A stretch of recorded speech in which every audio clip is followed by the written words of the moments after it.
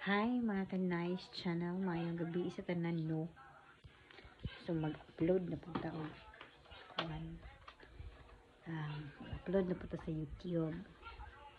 Bitaw. So kung nakabantay mo sa social media, grabe na kaayo no ang kuan. Katubang kuan issue karon sa CDO. Kani ako ang istorya maayo man ni. It's my reaction. Wala na naman. Kinatay duha ka mga butang isgutan. Una, kita nga mga audience,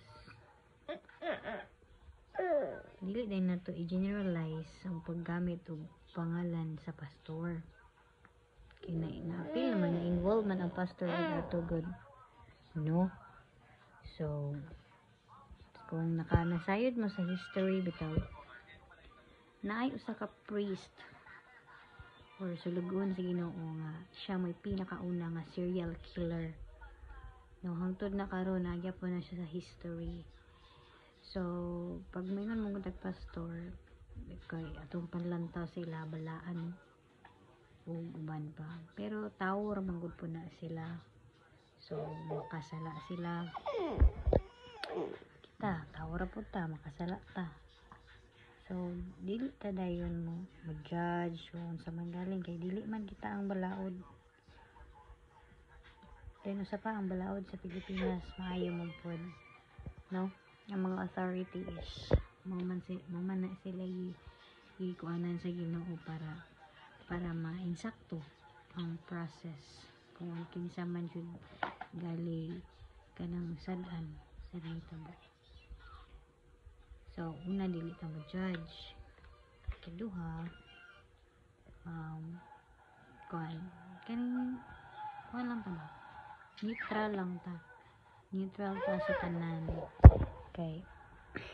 Wala tay labot sa ilahang situation, wala tay labot sa ilang scenario, wala sad ta nasayod sa ilahang mga unsay kuan sa ilahang kinabuhi o matakabaluan na. No? Ang uban manggod kay mga harsh na kayo mga kuan bagay panggamit. Hindi na siya maayo ang uban. Pero anyway, it's your point of view.